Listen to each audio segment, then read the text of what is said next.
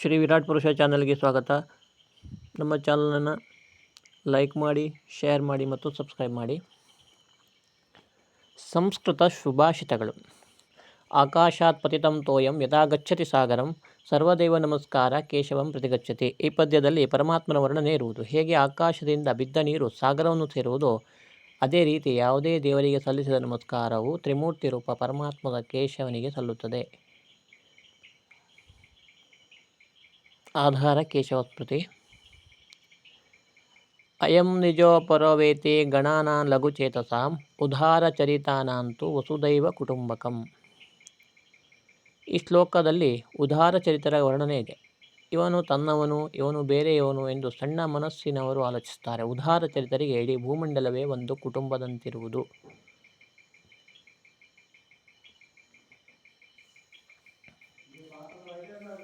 ಮಾತ್ರ ಪರದಾರೇಶು ಪರದ್ರವ್ಯಾಣಿ ಲೋಷ್ಟವತ್ ಆತ್ಮವತ್ ಸರ್ವಭೂತೇಶು ಯಃ ಪಶ್ಯತಿ ಸ ಪಂಡಿತ. ಆಧಾರ ವೃದ್ಧ ಚಾಣಕ್ಯ. ಈ ಪದ್ಯದಲ್ಲಿ ಪಂಡಿತರ ಲಕ್ಷಣವನ್ನು ವಿವರಿಸಲಾಗಿದೆ. ಇನ್ನೊಬ್ಬರ ಸ್ತ್ರೀಯರನ್ನು ತಾಯಿಯಂತೋ ದ್ರವ್ಯದಲ್ಲಿ ಕಲ್ಲಿನಂತೆ ಕಾಣುವುದು, ತನ್ನಂತೆ ಪರರನ್ನು ಭಾವಿಸುವವರನ್ನು ಪಂಡಿತರೆಂದು ಕರೆದಿದ್ದಾರೆ. ವಿದೇಶೇಷು ಧನಂ ವಿದ್ಯಾ ವ್ಯಸನೇಷು ಧನಂ ಮತಿ ಪರಲೋಕೆ ಧನಂ ಧರ್ಮ ಶೀಲಂ ಸರ್ವತ್ರ ವೈಧನಂ. ಶುಭಾಷಿತವಲಿ. ವಿದೇಶದಲ್ಲಿ ವಿದ್ಯೆಯು ಧನದಂತಾಗುವುದು, ಕಷ್ಟದಲ್ಲಿ ಬುದ್ಧಿ, ಪರಲೋಕದಲ್ಲಿ ಧರ್ಮ, ಶೀಲವು ಎಲ್ಲ ಕಡೆಗಳಲ್ಲಿ ಸಂಪತ್ತಾಗುವುದು. ನಿಜವಾದ ಸಂಪತ್ತಿನ ವರ್ಣನೆ ಇಲ್ಲಿದೆ. ವಿದ್ಯಾದವದಾತಿ ವಿನಯಂ ವಿನಯಾದ್ಯಾತಿ ಪಾತ್ರತಾಂ ಪಾತ್ರತ್ವಾದ್ ಧನಮಾಪ್ನೋತಿ ಧನಾದ್ ಧರ್ಮಸ್ತತಃ ಸುಖಂ. ಹಿತೋಪದೇಶ. ಸುಖಪಡುವ ಮಾರ್ಗವನ್ನು ವಿದ್ಯೆ ಮೂಲಕ ಸಾಧಿಸುವುದನ್ನು ಈ ಪದ್ಯದಲ್ಲಿ ತಿಳಿಸಲಾಗಿದೆ. ವಿದ್ಯೆಯು ವಿನಯವನ್ನು ಕೊಡುತ್ತದೆ, ವಿನಯದಿಂದ ಗೌರವ, ಗೌರವದಿಂದ ಧನ, ಧನದಿಂದ ಧರ್ಮವನ್ನು, ಅದರಿಂದ ಸುಖವನ್ನು ಪಡೆಯಬಹುದಾಗಿದೆ. ಧೀರಾಣ ಭೂಷಣಂ ವಿದ್ಯಾ ಮಂತ್ರೀಣಾಂ ಭೂಷಣಂ ನೃಪಃ ಭೂಷಣಂಚ ಪತಿಸ್ತ್ರೀಣಾಂ ಶೀಲಂ ಸರ್ವಸ್ಯ ಭೂಷಣಂ. ಭಾಮಿನಿ ವಿಲಾಸ. ನಿಜವಾದ ಅಲಂಕಾರ ಯಾವುದೆಂದು ಈ ಪದ್ಯದಲ್ಲಿ ಹೇಳಿದ್ದಾರೆ. ಧೈರ್ಯಶಾಲಿಗೆ ವಿದ್ಯೆ, ಮಂತ್ರಿಗಳಿಗೆ ರಾಜ, ಮಹಿಳೆಯರಿಗೆ ಪತಿ, ಉತ್ತಮ ನಡತೆಯು ಎಲ್ಲರಿಗೂ ನಿಜವಾದ ಅಲಂಕಾರಗಳಾಗಿವೆ. ಅನ್ನದಾನಾತ್ ಪರಂ ದಾನಂ ವಿದ್ಯಾದಾನಂ ಅತಃ ಪರಂ ಅನ್ನೇನ ಕ್ಷಣಿಕಾ ತೃಪ್ತಿ ಯಾವಜ್ಜೀವಂಚ ವಿದ್ಯೆಯ. ಸುಭಾಷಿತ ರತ್ನ ಭಾಂಡಾಗಾರ. ಅನ್ನ ಮತ್ತು ವಿದ್ಯೆಗಳ ಮಹತ್ವ ಇಲ್ಲಿದೆ. ಅನ್ನದಾನವು ಶ್ರೇಷ್ಠವಾಗಿರುವುದು, ವಿದ್ಯಾದಾನವು ಇನ್ನೂ ಶ್ರೇಷ್ಠವು. ಅನ್ನದಿಂದ ಕ್ಷಣಿಕ ತೃಪ್ತಿಯಾದರೆ ವಿದ್ಯೆಯಿಂದ ಜೀವವಿರುವವರೆಗೂ ಆನಂದ ಉಂಟಾಗುವುದು. ಲಕ್ಷ್ಮೀ ವಸತಿ ಜಿಹ್ವಾಗ್ರೆ ಜಿಹ್ವಾಗ್ರೆ ಮಿತ್ರಬಾಂಧವಾಃ ಜಿಹ್ವಾಗ್ರೆ ಬಂಧನಂ ಪ್ರೋಕ್ಷಂ ಜಿಹ್ವಾಗ್ರೆ ಮರಣಂ ಧ್ರುವಂ. ಶಾರ್ಂಗೀಧರ ಪದ್ಧತಿ. ಈ ಶ್ಲೋಕದಲ್ಲಿ ಮೂರ್ತಿ ಮಹಿಮೆಯನ್ನು ವಿವರಿಸಿದ್ದಾರೆ. ನಾಲಿಗೆಯ ತುದಿಯಲ್ಲಿ, ಮಾತಿನಲ್ಲಿ ಸಂಪತ್ತು, ಮಿತ್ರರು, ಬಂಧುಗಳು, ಬಂಧನ, ಮರಣ ಎಲ್ಲವೂ ನಿರ್ಧಾರಗೊಳ್ಳುತ್ತದೆ.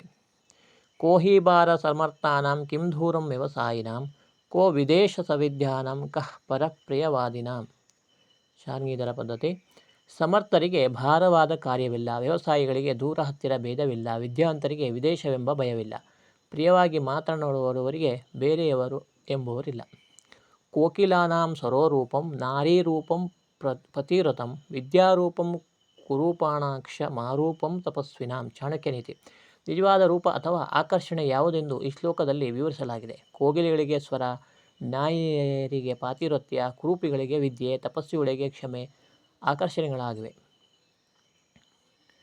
ಮಾತಾ ಶತ್ರು ಪಿತಾ ವೈರಿ ಯೇನ ಬಾಲೋ ನ ಪಾಟಿತಃ ನ ಶೋಭತೆ ಸಭಾ ಮಧ್ಯೆ ಹಂಸ ಮಧ್ಯೆ ಬಕೋಯತ. ಸುಭಾಷಿತ ರತ್ನ ಭಂಡಾಗರ. ಈ ಪದ್ಯದಲ್ಲಿ ತಾಯಿ ತಂದೆಯರ ಕರ್ತವ್ಯ ತಿಳಿಸಿದ್ದಾರೆ. ಯಾವ ಮಗುವಿಗೆ ತಾಯಿಯ ತಂದೆಯರು ಒಳ್ಳೆಯ ಸಂಸ್ಕಾರ ನೀಡುವುದಿಲ್ಲವೋ, ಶಿಕ್ಷಣ ಕಲಿಸುವುದಿಲ್ಲವೋ ಆ ಮಗು ಹಂಸಗಳ ಮಧ್ಯದಲ್ಲಿರುವ ಬಕಪಕ್ಷಿಯಂತಾಗುವುದು. ಆ ಮಗು ಸಭೆಯಲ್ಲಿ ಶೋಭೆ ತರಲಾರದು. ತಾಯಿ ತಂದೆಯರು ಆ ಮಗುವಿಗೆ ವೈರಿಗಳಂತಾಗುವರು. ವಜ್ರಾದಪಿ ಕಠೋರಾಣಿ ಮೃದೂನಿ ಕುಸುಮಾದಪಿ ಲೋಕೋತ್ತರಾಣಾಂ ಚೇತಾಂಸಿ ಕೋಹಿ ವಿಜ್ಞಾತು ಅರ್ಹತಿ. ಆಧಾರ ಭವಭೂತಿ. ಈ ಶ್ಲೋಕದಲ್ಲಿ ಧೀರರ ಸ್ವಭಾವವನ್ನು ವಿವರಿಸಿದ್ದಾರೆ. ಧೈರ್ಯಶಾಲಿಗಳ ಮನಸ್ಸನ್ನು ಯಾರಿಂದಲೂ ತಿಳಿಯಲು ಸಾಧ್ಯವಿಲ್ಲ. ಕಷ್ಟಕಾಲದಲ್ಲಿ ಸಜ್ಜನರ ಮನಸ್ಸು ವಜ್ರಕ್ಕಿಂತ ಕಠೋರವಾಗಿರುವುದು, ಸಂತೋಷವಾದಾಗ ಹೂವಿಗಿಂತ ಮೃದುವಾಗಿರುವುದು. ಕಾಂಚನ ಸಂಸರ್ಗಾತ್ ದತ್ತೇ ಮಾರುಕತಿಂ ದ್ಯುತಿಂ ತಥಾ ಸಜ್ಜನ ಸಂಸರ್ಗಾತ್ ಮೂರ್ಖೋ ಯಾತಿ ಪ್ರವೀಣತಾಂ. ಆಧಾರ ಹಿತೋಪದೇಶ. ಈ ಶ್ಲೋಕದಲ್ಲಿ ಸಂಪರ್ಕದ ಮಹಿಮೆಯನ್ನು ವಿವರಿಸಿದ್ದಾರೆ. ಕಾಜಿನ ಚೂರು ಬಂಗಾರದ ಹತ್ತಿರವಿದ್ದರೆ ಮರಕತ ಮಣಿಯಂತೆ ಕಾಣುವುದು. ಹಾಗೆ ಸಜ್ಜನರ ಬಳಿ ಇದ್ದ ಮೂರ್ಖರು ಸಹ ಕುಶಲತೆಯನ್ನು ಪಡೆದುಕೊಳ್ಳುವರು.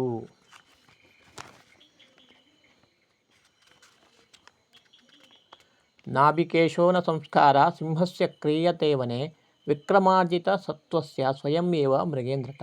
ಗರುಡ ಪುರಾಣ. ಈ ಶ್ಲೋಕದಲ್ಲಿ ಸತ್ವಶಾಲಿಗಳ ಸ್ವಭಾವವನ್ನು ವರ್ಣಿಸಿದ್ದಾರೆ. ಅಡವಿಯಲ್ಲಿರುವ ಸಿಂಹಕ್ಕೆ ಯಾರೂ ಸಿಂಹಾಸನದಲ್ಲಿ ಕುಳ್ಳಿರಿಸಿ ಅಭಿಷೇಕ ಮಾಡುವುದಿಲ್ಲ, ಸಂಸ್ಕಾರ ನೀಡುವುದಿಲ್ಲ. ತನ್ನಲ್ಲಿರುವ ಶಕ್ತಿಯಿಂದಲೇ ಅದು ಮೃಗಗಳ ರಾಜನೆನಿಸುವುದು. ಏಕ ಏವ ಖಗೋಮಾನಿ ಸುಖಂ ಜೀವತಿ ಜಾತಕಃ ಆರ್ಥಿತ್ವಂ ಯಾತಿ ಶಕ್ರಸ್ಯ ನೀಚಂ ಉಪಸರ್ಪತಿ. ಆಧಾರ ಸದುಕ್ತೀಕರಣಾಮೃತ. ಈ ಪದ್ಯದಲ್ಲಿ ಅಭಿಮಾನಿಯ ಸ್ವಭಾವವನ್ನು ತಿಳಿಸಲಾಗಿದೆ. ಜಾತಕ ಪಕ್ಷಿಯು ಅಭಿಮಾನಿಯಾದ್ದರಿಂದಲೇ ಕೇವಲ ಇಂದ್ರನಿಂದ ಮಳೆಯ ನೀರನ್ನು ಬೇಡುವುದು, ಸಾಧಾರಣ ಜನರನ್ನು ಕೇಳುವುದಿಲ್ಲ. ಪರಿವರ್ತಿನಿ ಸಂಸಾರೇ ಮೃತಕೋವಾ ನ ಜಾಯತೆ ಸಜಾತೋ ಏನ ಜಾತೇನ ಯಾತಿ ವಂಶ ಸಮುನ್ನತಿ.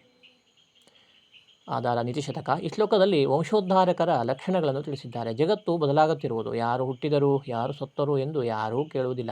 ಆದರೆ ಇಡೀ ವಂಶಕ್ಕೆ ಉತ್ತಮ ಹೆಸರು ತಂದವರು ನಿಜವಾದ ವಂಶೋದ್ಧಾರಕರು. ಕೀಟೋಪಿ ಸುಮನಸ್ಸಂಗಾತ್ ಆರೋಹತಿ ಸತಾಂಶಿರ ಆತ್ಮಾಪಿ ಯಾತಿ ದೇವತ್ವಂ ಮಹದ್ಭಿ ಸುಪ್ರತಿಷ್ಠಿತಃ. ಆಧಾರ ಹಿತೋಪದೇಶ. ಈ ಶ್ಲೋಕದಲ್ಲಿ ಸಹವಾಸದ ಮಹಿಮೆಯನ್ನು ತಿಳಿಸುತ್ತಾರೆ. ಕೀಟವೂ ಸಹ ಹೂವಿನೊಂದಿಗೆ ಸಜ್ಜನರ ತಲೆಯನ್ನೇ ಏರುವುದು. ಸಾಧಾರಣ ಕಲ್ಲು ಸಹ ಮಹಾತ್ಮನಿಂದ ಪ್ರತಿಷ್ಠೆಗೊಂಡು ದೇವರೆಂದು ಕರೆಸಿಕೊಳ್ಳುವುದು. ಏಕೋಹಂ ಅಸಹಾಯೋಹಂ ಕೃಶೋಹಂ ಅಪರಿಚ್ಛದಃ ಸ್ವಪ್ನೇಪ್ಯೇವಂ ವಿಧಃ ಚಿಂತಾ ಮೃಗೇಂದ್ರಸ್ಯ ನ ಜಾಯತೆ. ಆಧಾರ ಸುಭಾಷಿತವಲಿ. ಧೀರರ ಸ್ವಭಾವವನ್ನು ಈ ಶ್ಲೋಕದಲ್ಲಿ ಸಿಂಹದ ಉದಾಹರಣೆಯಿಂದ ತಿಳಿಸಿದ್ದಾರೆ. ನಾನೊಬ್ಬನೇ ಅಸಹಾಯಕ, ಕೃಶ, ಮನೆಯಿಲ್ಲದವನು ಎಂಬ ಮುಂತಾದ ಚಿಂತೆಗಳು ಸಿಂಹಕ್ಕೆ ಸ್ವಪ್ನದಲ್ಲಿ ಸಹ ಬರುವುದಿಲ್ಲ. ಅಸ್ಮಿಸ್ತು ನಿರ್ಗುಣಂ ಗೋತ್ರೇ ನಾಪತ್ಯಂ ಉಪಜಾಯತೆ ಆಕರೇ ಪದ್ಮರಾಗಾಣಾಂ ಜನ್ಮ ಕಾಚ ಮಣೆಃಕುತ. ಆಧಾರ ಹಿತೋಪದೇಶ. ಕುಲದ ಮಹಿಮೆಯನ್ನು ಇಲ್ಲಿ ವಿವರಿಸಲಾಗಿದೆ. ಉತ್ತಮರ ವಂಶದಲ್ಲಿ ಗುಣಹೀನರು ಎನಿಸುವುದಿಲ್ಲ. ಪದ್ಮರಾಗ ಮಣಿಗಳಿರುವ ಖನಿಯಲ್ಲಿ ಕಾಜಿನ ಮಣಿ ಇರುವುದಿಲ್ಲ. ಯಥೋದಯ ಗಿರೋದ್ರವ್ಯಂ ಸನ್ನಿಕರ್ಷೇಣ ದೀಪ್ಯತೆ ತಥಾ ತತ್ ಸನ್ನಿಧಾನೇನ ಹೀನವರ್ಣೋಪಿ ದೀಪ್ಯತೆ. ಆಧಾರ ಹಿತೋಪದೇಶ. ಸಮೀಪದ ಮಹತ್ವವನ್ನು ಈ ಸುಭಾಷಿತದಲ್ಲಿ ವಿವರಿಸಲಾಗಿದೆ. ಉದಯ ಪರ್ವದಲ್ಲಿರುವ ವಸ್ತು ಕಂಗೊಳಿಸುವಂತೆ ಮಹಾತ್ಮರ ಸಮೀಪದಲ್ಲಿದ್ದವರು ಸಹ ತೇಜಸ್ವಿಗಳಾಗುವರು. ಸದ್ವಿಸ್ತು ಲೀಲಯಾ ಪ್ರೋಕ್ತಂ ಶಿಲಾಲಿಖಿತ ಅಕ್ಷರಂ ಅಸದ್ಭಿಃ ಶಪಥೇನೋಕ್ತಂ ಜಲೇ ಲಿಖಿತಂ ಅಕ್ಷರಂ.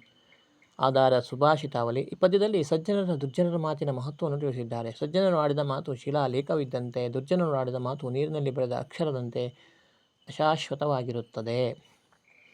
ಅಹೋ ಕಿಮಪಿ ಚಿತ್ರಾಣಿ ಚರಿತ್ರಾಣಿ ಮಹಾತ್ಮನಾಂ ಲಕ್ಷ್ಮೀಂ ತೃಣಾಯ ಮನ್ಯಂತೆ ತದ್ಭರೇಣ ನಮನ್ಯಪಿ. ಆಧಾರ ಶಾರ್ಂಗೀಧರ ಪದ್ಧತಿ. ಮಹಾಪುರುಷರ ವಿಶೇಷಗಳನ್ನು ಇಲ್ಲಿ ವಿವರಿಸಿದ್ದಾರೆ. ಲಕ್ಷ್ಮಿಯನ್ನು ಹುಲ್ಲುಕಡ್ಡಿಗೆಯ ಸಮನೆಂದು ತಿಳಿಯುತ್ತಾರೆ. ಸಂಪತ್ತು ಹೆಚ್ಚಾದಾಗ ನೈವೇದ್ಯದಿಂದ ಬಾಗುವರು.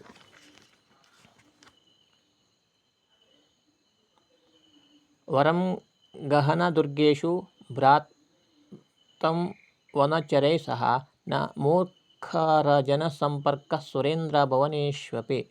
ಆಧಾರ ನೀತಿಶತಕ. ಈ ಪದ್ಯದಲ್ಲಿ ಮೂರ್ಖರ ಸಹವಾಸವನ್ನು ಮಾಡಬಾರದು ಎಂದು ಹೇಳಿದ್ದಾರೆ. ಮೂರ್ಖರ ಸಂಪರ್ಕ ಮಾಡುವುದಕ್ಕಿಂತಲೂ ಅಡವಿಯಲ್ಲಿ ಗವಿಗಳಲ್ಲಿ ಬೇಡರೊಂದಿಗೆ ಇರುವುದು ಒಳ್ಳೆಯದು. ಮೂರ್ಖರೊಂದಿಗೆ ಇಂದ್ರನ ಭವನದಲ್ಲಿಯೂ ಇರಲಾಗದು. ವಿತ್ತೇತ್ಯಾಗ ಕ್ಷಮಾ ಶತ್ರೋ ದುಃಖೇ ದೈನ್ಯ ವಿಹೀನತಾ ನಿರ್ಧಂಬತಾ ಸದಾಚಾರೇ ಸ್ವಭಾವೋಯಂ ಮಹಾತ್ಮನ.